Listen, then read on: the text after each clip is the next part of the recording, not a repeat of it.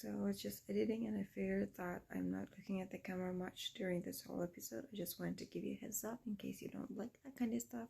Yeah, that's all.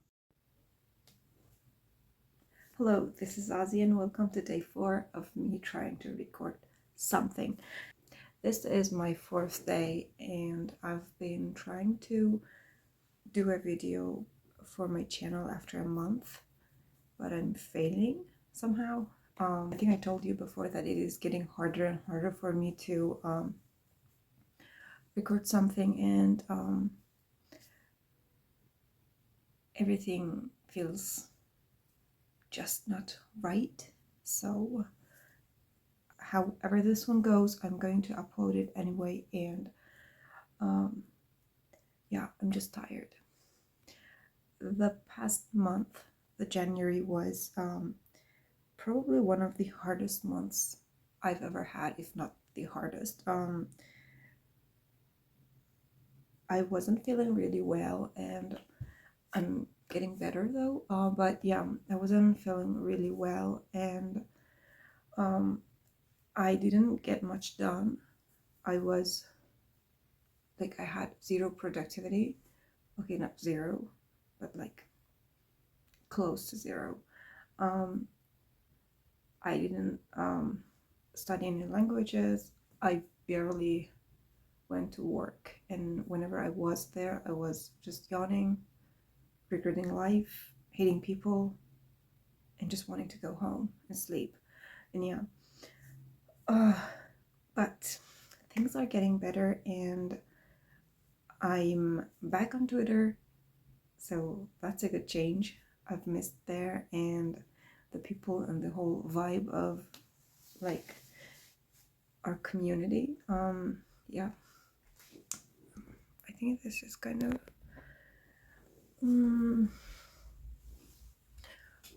I actually have nothing to talk about as usual. I'm just here to speak English, and that's all. In my previous videos that I recorded and failed, I talked about what I did this past month and what I did not, or what I'm going to do for my next videos. I think I'm going to cover them again. Yeah, I finished reading The Song of Achilles, which was one of my goals for the first 3 months of the year. I was supposed to finish that and read a book or two, so yeah, I did that. One was a book called Yolworth. Okay, I kind of said it in a very strange way. Yolworth and the Underground City. I was thinking if I should give you the Persian title or the Turkmen or the English one. Yeah, it is a Turkmen folklore, which is written by a Turkmen in Persian, and I liked the plot of the story, but the author did a very poor job of developing it, and it was really a disappointment, I think. I didn't really enjoy the story, the book at all, but I think it had definitely some potential to be a better book, a very good one. And the next book I read was, sorry, it was this one. It's called Badam, or the Almond, as you might know it. It's a Korean book, and I was originally supposed to read the Korean version, but I thought to myself that my Korean level is not that good yet, so I kind of gave up on that, and I was like, I'm going to read the English version, and I'm going to do that. But this book, I bought it for my nephew and my niece, and I just want to proofread it before giving it to her, because knowing her, I don't know if, like, I wasn't sure if it was good for her mental state and mental health in general. So yeah, I'm going to give it though. I'm going to give it to her, and I hope she likes it and enjoys it as much as I did. It was a really good story. I have high hopes for the original version and the English one, but for some reason I couldn't really connect with this translator. Um, you know, in translation, there is this thing called localization, and it is to some extent it is necessary for the text to be, or like the work to be understandable for the target people or the target audience. But I think this person kind of took it too far, and it is too localized. Like at some point of the story, when I was reading, I wasn't sure if I was reading a Persian story, a Farsi story, or a foreign one. Like the conversation, it flows very nice. It is very natural, but it is too natural, like too Persian, and like you know, it kind of left me with this duality in my mind, and I didn't really like it. I wanted to know, like, I wanted to be reminded that it is a foreign work that I'm reading, and it didn't do that. So yeah, I'm not really sure if I enjoyed her choice of translation method or something. I don't know what to call it. Yeah, it is raining outside, and I am happy. Like rain makes me happy. It is like to some people, or like to the most, whenever it rains, they are like, they feel depressed, they feel down, they feel like they get in this gloomy mood. But it is like the opposite for me. Whenever it rains, or like the weather is cloudy, I feel so much happiness, and I get very excited and energetic to do things. And I think the weather kind of encouraged me to record this video, and so far I'm kind of happy with it. Yeah. And last night, I, like, very surprising to myself, I started a book again. I don't know if you remember, but last time I was like, I can't do that. It's me we're talking about. I can't do that. Just 1 month in a few days into this new year, and I'm on my third book, if we don't count the Song of Achilles, which I basically read half of it during this year. Let me show you. Kafka on the Shore, by Murakami. Murakami is, I've read kind of very few works by him, and I'm kind of a fan. I don't know if you know, but my Twitter handle kind of imitates this, like his name. But yeah. Anyway, I'm at page 44, and it's so Murakami-ish, but I'm enjoying it. I'm yet to figure out what's happening, but I think I'm getting a hang of it, and I will understand the story as it goes, like, hopefully. Yeah, it was about books that I read and about languages. The only thing I did regarding my languages, I kept my Duolingo streak. I really wasn't in a place that I could give an F, like, yeah.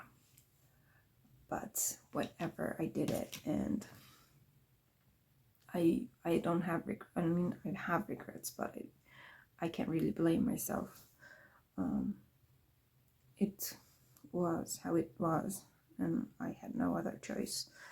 But yeah, I am thinking that I should go back to it. Actually, during this month, all I did was sleep, go to work, and watch dramas. I've watched 2 Turkish dramas on Netflix, and they were very totally different from the usual usual Turkish dramas you'll watch, and I liked them, but yeah, for Turkey, I think they did a good job. Anyway, and I watched this Japanese series on Netflix called Alice in Borderland, and wow, I love that show. I freaking love that show because like it's been a very very long time since I watched a J-drama. Like I don't even remember what was the last one I watched, but all I watch from Japan is animes and animations, and while they are super great, I never actually tried watching their like more recent dramas. I think this is crooked. So yeah, I gave this one a go, and I am so happy that I did. It was incredibly good, and it was well plotted, well made, well played, and all in all, it was a great show, and I really, really recommend you to go watch it. And then I watched this K-drama. I've like the last time I watched a K-drama, like wholly, it was probably years ago. Recently, whatever I watched, I left them midway, and I never got to finish them. But this one was so good. It was called Kemur, meaning monster, or the English title is Beyond the Devil, and yeah, it was a very good show.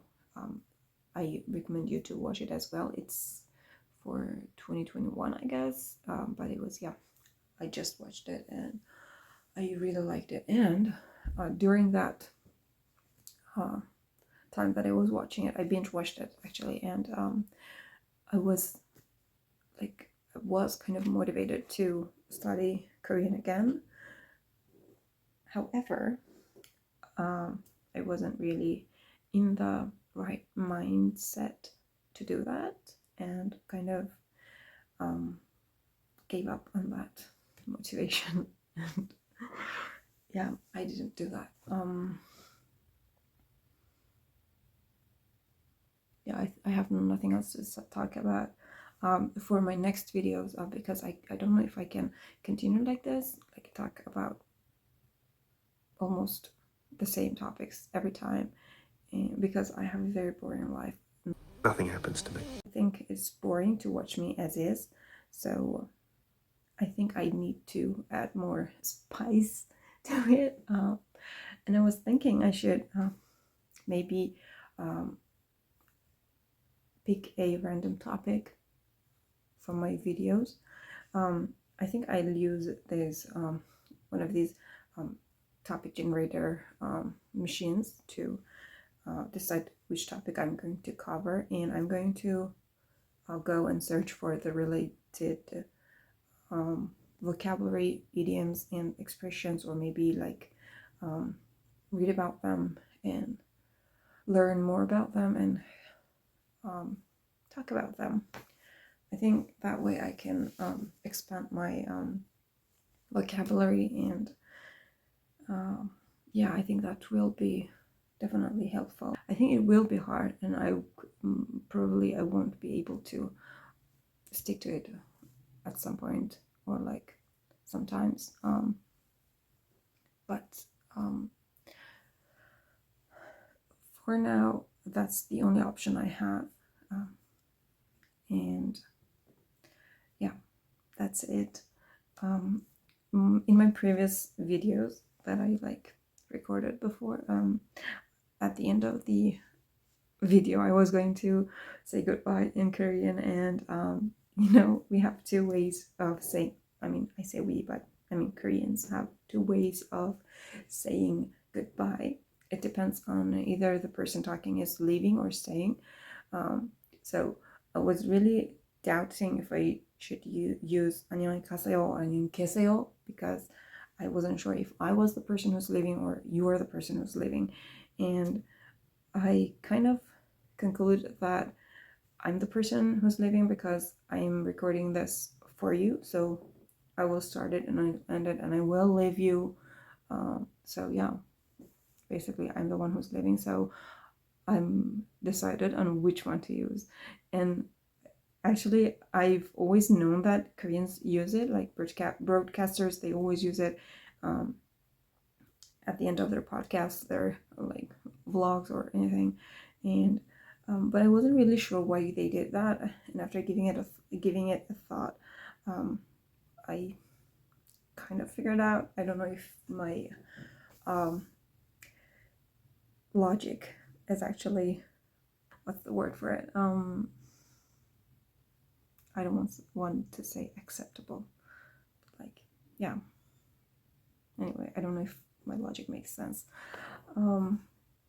So when I say so, I kind of like say it with shiot, like sound in Korean, and all sound, like says ho.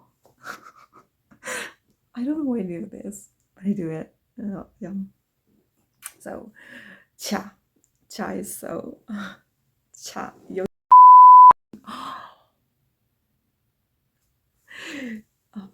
여기까지였습니다. 안녕히 계세요. 감사합니다. I was thinking if like one day I decide to record a video where I talk in Korean, that would be funny as hell. I might even go viral because how stupid and funny I sound. But yeah, I don't know if I will ever do it anytime soon. But yeah. 안녕히 계세요.